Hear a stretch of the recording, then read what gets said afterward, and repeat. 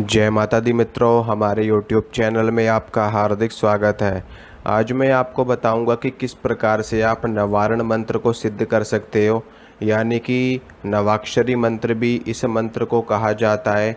मंत्र आप लोगों ने सुन भी रखा है और देख भी रखा है, लेकिन कुछ लोग इसका उच्चारण बहुत ही ज़्यादा गलत तरीके से करते हैं, यानी कि उनका उच्चारण गलत होता है, जिसकी वजह से उनको इस मंत्र की सिद्धि प्राप्त नहीं हो पाती और इस मंत्र का पूरा लाभ वो लोग नहीं ले पाते। तो मैं आपको बताता हूँ कि ये मंत्र कौन सा है और ये आपको कहाँ पर मिलेगा।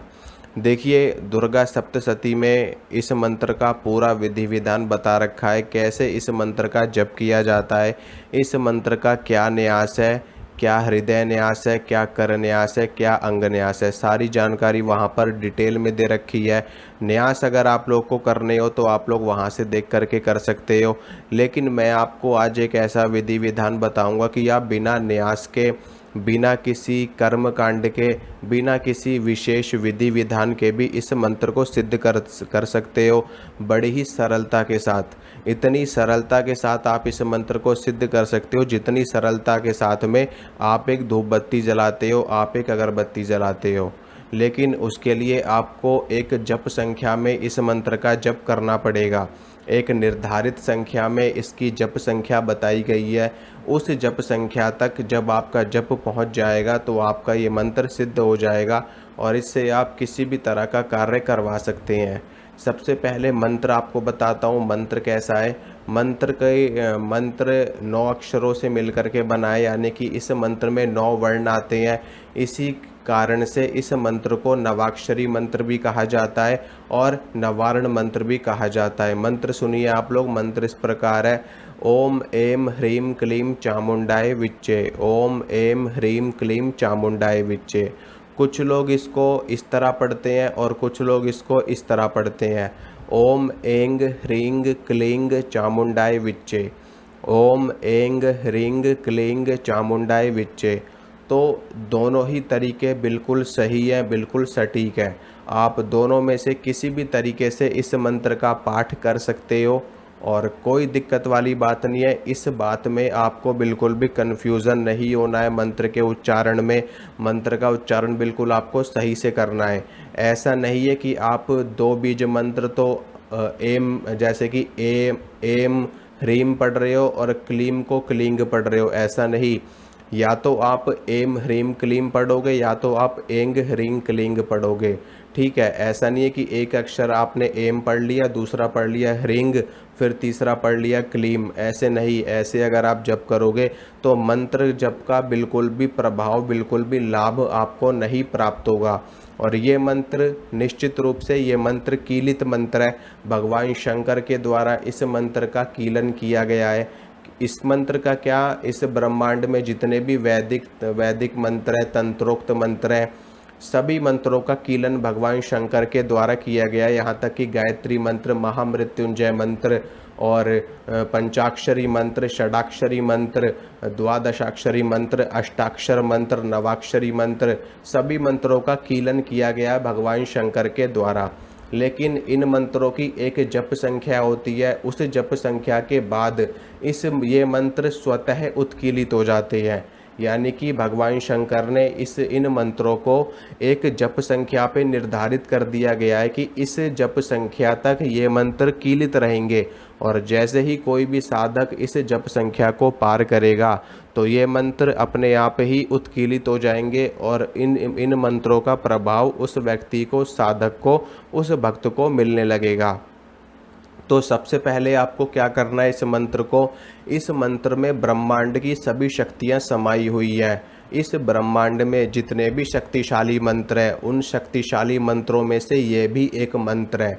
मैं आपको बता देता हूँ कौन कौन से सबसे ज़्यादा शक्तिशाली मंत्र हैं। एक है महामृत्युंजय मंत्र, एक है गायत्री मंत्र, एक है पंचाक्षरी मंत्र, एक है अष्टाक्षरी मंत्र, एक है द्वादशाक्षरी मंत्र और एक है ये नवाक्षरी मंत्र। ये सभी मंत्र बहुत ही ज़्यादा शक्तिशाली मंत्र हैं। इनके अलावा और भी मंत्र हैं जो बहुत ही ज़्यादा शक्तिशाली और पावरफुल मंत्र हैं, लेकिन विशेष रूप से जो लोगों को जिन मंत्रों की जानकारी है वो यही मंत्र मैंने आपको बताए हैं। इन मंत्रों की जानकारी लगभग हर व्यक्ति को होती है, ठीक है। और ये जो मंत्र है नवाक्षरी मंत्र, इस मंत्र में माँ दुर्गा की 9 शक्तियाँ विद्यमान है, यानी कि माँ दुर्गा की 9 रूप विद्यमान है। 9 दुर्गाओं की 9 शक्तियाँ इस मंत्र में विद्यमान है, समाहित है। और इस मंत्र का जप करने से यदि आपकी कुंडली में कोई भी ग्रह खराब दशा में है, कोई भी ग्रह आपको प्रतिकूल फल दे रहा है, तो इस मंत्र का जप करने से आपके कुंडली के सभी ग्रह अपनी अच्छी स्थिति में आ जाएंगे और उनका पूरा लाभ आपको मिलने लगेगा। यानी कि कुंडली में कितने भी खराब ग्रहों की दशा हो, इस मंत्र का जप करने से सारे ग्रह दशा सही हो जाती है और सभी ग्रह अच्छी स्थिति में आ जाते हैं। इसके साथ में किसी भी व्यक्ति ने कैसा भी तंत्र बाधा आपके ऊपर कर रखा हो, कितनी भी नकारात्मक शक्ति आपके ऊपर छोड़ रखी हो, शमशान की कितनी भी भयंकर से भयंकर शक्ति आपके ऊपर छोड़ रखी हो, उन सभी शक्तियों का समापन हो जाता है इस मंत्र का जप करने पर। अगर आप इस मंत्र का जप एक निश्चित संख्या में कर लेते हो तो आपके ऊपर जितनी भी नकारात्मक शक्ति है, जितनी भी नेगेटिव एनर्जी है, जितनी भी भूत प्रेत ऊपरी बाधा है, वो अपने आप ही नष्ट हो जाती है, क्योंकि इस मंत्र के जाप से कुंडलिनी शक्ति जागृत होती है। मूलाधार, स्वादिष्ठान, मणिपुर, अनाहत, विशुद्ध, आज्ञा और सहस्रार चक्र, ये सभी सातों के सातों चक्र जागृत हो जाते हैं। इसके अलावा और भी चक्र हमारे शरीर में होते हैं, जिनमें से एक चक्र होता है गुरु चक्र। ये सारे चक्र जागृत होते हैं। तो जो भी व्यक्ति इस मंत्र का जप करता है उनकी कुंडलिनी शक्ति जागृत होती है। अगर उनको विद्या चाहिए तो विद्या की प्राप्ति होती है, अगर उनको धन चाहिए तो धन की प्राप्ति होती है, अगर उनको शक्ति चाहिए तो शक्ति की प्राप्ति होती है। क्योंकि इस मंत्र में 3 बीज मंत्र ऐसे हैं। एक बीज मंत्र है माता महालक्ष्मी का, जो ह्रीम है, ह्रींग है, ठीक है। ये माता भुवनेश्वरी का मंत्र है, माता महालक्ष्मी का मंत्र है। और एक बीज मंत्र है एम, ये माता महासरस्वती का मंत्र है। और एक बीज मंत्र है क्लीम, ये माता महाकाली का मंत्र है। इसके अलावा जो क्लीम बीज मंत्र है वो कामदेव का मंत्र भी है और भगवान श्री कृष्ण का भी मंत्र है। तो इस मंत्रों में बहुत ज़्यादा शक्ति विद्यमान है। चामुंडाए यानी कि अर्थात देवी चामुंडा का प्रतिनिधित्व इस मंत्र में किया गया है, ठीक है। और विच्चे का मतलब होता है कि हमारी जो शक्ति है, जो हमारी कुंडलिनी शक्ति है, वो तेज़ी से जागृत हो और हमें इस संसार की जो मोह माया बंधन है उससे हमें मुक्ति प्राप्त हो। मुक्ति प्राप्त हो करके हम अपने शिव रूपी स्थान में विराजमान हो जाए, पर ब्रह्म स्वरूप में हम विद्यमान हो जाएं। इस मंत्र से इस तरह की प्रार्थना करी गई है, यानी कि ओम एम ह्रीम क्लीम चामुंडाय विच्चे। एम से आपको माता महासरस्वती की सिद्धि मिलेगी, ह्रीम से आपको माता महालक्ष्मी, माता भुवनेश्वरी की सिद्धि मिलेगी, क्लीम से माता महाकाली की, भगवान श्री कृष्ण की और कामदेव की सिद्धि मिलेगी। चामुंडाय विच्चे से आपकी कुंडलिनी शक्ति जागृत हो जाएगी और माँ चामुंडा की कृपा आपको मिलेगी। तो माँ दुर्गा के 9 रूपों की सिद्धि इस मंत्र से होती है। 9 चक्र जागृत होते हैं, 7 चक्र जागृत होते हैं। इसके अलावा तंत्र मंत्र बाधा कितनी भी हो सारी नष्ट हो जाती है। और अगर आप इस मंत्र से हवन करते हैं तो और भी ज़्यादा प्रभाव इसका देखने को मिलता है। तो इस मंत्र का जप कैसे करना है, क्या विधि विधान है, वो मैं आपको बताता हूँ। बहुत ही सरल प्रक्रिया है। बस नियमित रूप से इस मंत्र का एक निश्चित संख्या में आपको जप करना है। और जब आपकी जप संख्या उस जप तक पहुंच जाएगी जो एक निर्धारित करी गई संख्या है इस मंत्र की सिद्धि के लिए, तो आपका ये मंत्र सिद्ध हो जाएगा पूरी तरह से। इस मंत्र की जो पहले स्टेज की सिद्धि है वो 1.25 लाख जप पे शुरू होती है।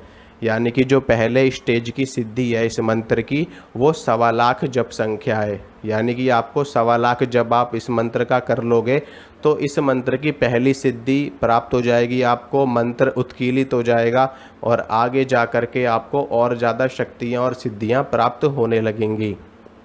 तो आपको करना क्या है, देखिए, सबसे पहले आप जिस भी देवी को मानते हो, चाहे माँ दुर्गा हो, चाहे माता काली हो, माँ शीतला हो, माता वैष्णो हो, माँ भद्रकाली हो, माँ चामुंडा हो, माँ नैना देवी हो, चिंतपूर्णी हो, महाकाली हो, तारा हो, भैरवी हो, कोई सी भी शक्ति हो, कोई सी भी देवी हो, उनके सामने आपको देसी घी की जोत जला लेनी है, देसी घी का दीपक जला लेना है। उसके बाद में धूप बत्ती अगरबत्ती जला देनी है। एक जल का लोटा माँ भगवती के सामने आपको रख देना है, और उस जल के लोटे में अगर आप थोड़ा सा गंगा जल डाल सको तो और भी ज़्यादा अच्छा है, और भी ज़्यादा उत्तम है।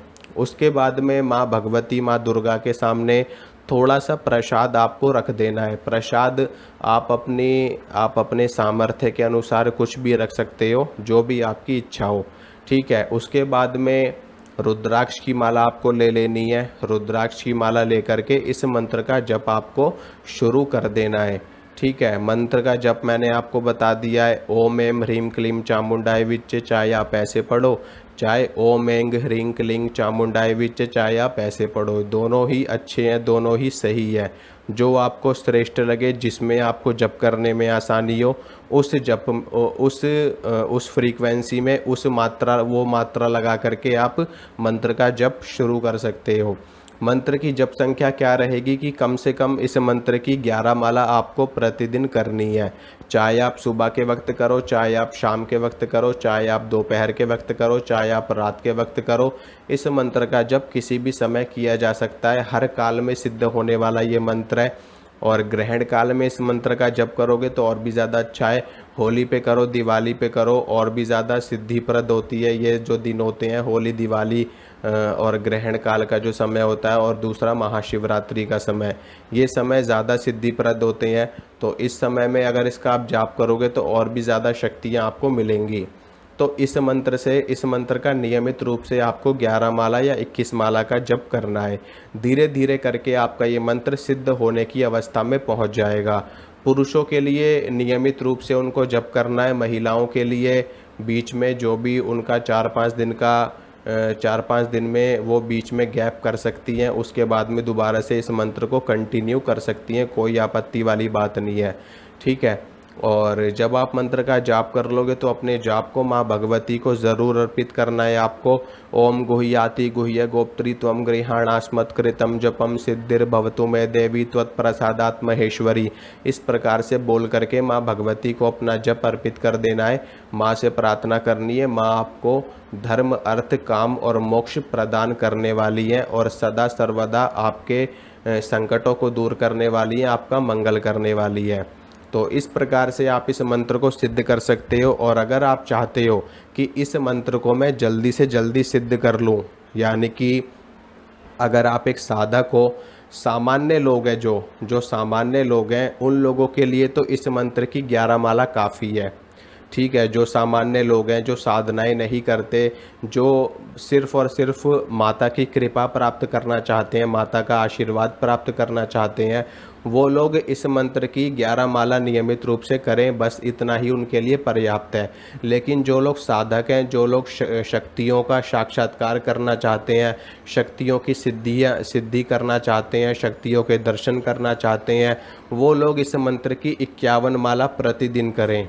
51 माला प्रतिदिन करें, कम से कम 21 माला करें, 31 माला करें, 51 माला करें, तो उनको जल्दी सिद्धि प्राप्त होगी, और उनको माँ भगवती के साक्षात दर्शन भी हो जाएंगे, ठीक है। और ये है, इसमें किसी भी तरह का कोई परहेज़ करने की आवश्यकता नहीं है। परहेज की आवश्यकता अनुष्ठानों में पड़ती है। अगर आप कोई अनुष्ठान करते हो तो, अगर आप अपने सामान्य जीवन में, अगर आप अपने दैनिक जीवन में इस मंत्र के जप को शामिल करना चाहते हो, तो आप दैनिक जीवन में अपने आपकी जो भी रोज़ का रूटीन है आपका, उसको कंटिन्यू रखते हुए आप इस मंत्र का साइड में 11 माला का जप करो। कोई परहेज नहीं है, किसी भी तरह का कोई परहेज नहीं है। कुछ भी खाओ पियो, कहीं भी घूमो, कहीं भी फिरो, बस इस मंत्र का नियमित रूप से 11 माला का जप करते रहो। इससे माता की कृपा आपके ऊपर बनी रहेगी।